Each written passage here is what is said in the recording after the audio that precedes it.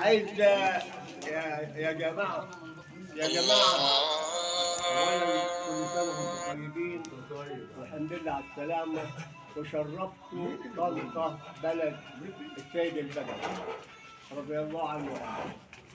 أنا عايز أقول كلمة للأستاذة سامية البدري اللي هي جات في المحلة وأيدت وزكت الأستاذة سعاد الهواري وسحبت الثقة من أحمد العرابي أحمد ورقصت وسقفت وغنت وأنا كنت قاعد جنبيه في شهر يناير يوم 5 يناير أو 4 اتصلت بيا تليفون ضرب مسكت التليفون أيوة يا حاجة سامية قالت أنا مش عايزة أشوف وش عرابي يا حاج فتحي في الاتحاد. قلت لها وأنا معاك.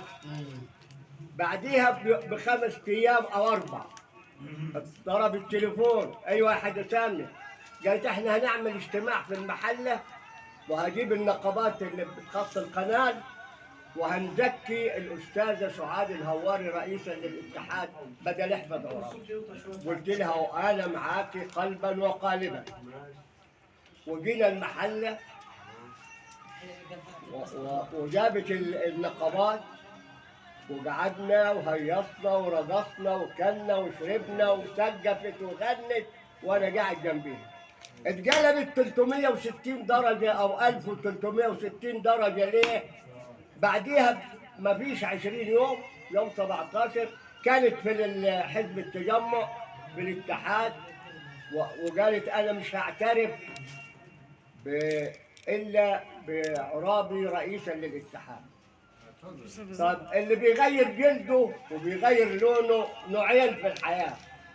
الحرباية بتغير لونها وبتدفن في الرملة، واللي ما عندوش ضمير بيغير مبدأه وبيغير منه. ليه الوضع ده يا حاجة سامية؟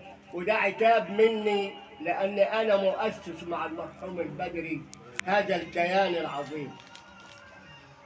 2 نداء أو تحذير لدوحة هانم بتاعت اسكندرية أم برنيقة اللي بتغلط وبتتهاجم الحاجة سعاد. ومين الحاجة سعاد؟ أقول لك يا أم برنيطة الحاجة سعاد الهواري 2 لصنف آداب مؤهل تربية 2 مؤهل عالي جامعة طلعت مدير عام بدرجة وكيل وزارة في التربية والتعليم. ساب لها المرحوم جوزها 3 بنتين وولد. البنت الأول الكبيرة باستشاري نساء وتوليد دكتورة نهلة سعد غراب في الإسكندرية عندك.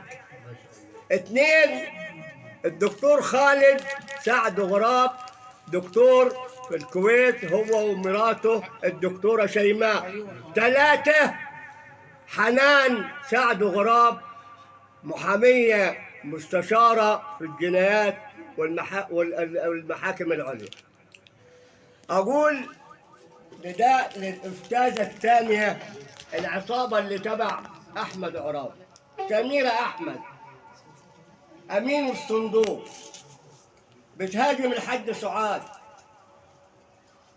سميرة أحمد كانت أمين الصندوق وإحنا قاعدين في هيئة المكتب في اجتماع جه المحاسب اللي جايبه عرابي وأنا بتكلم بصوت عالي.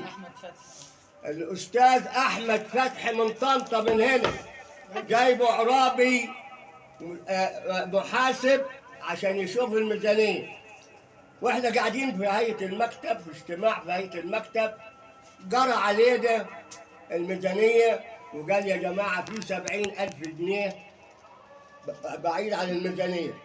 41,000 جنيه اتسحبت ما عارفينش مين اللي سحبها.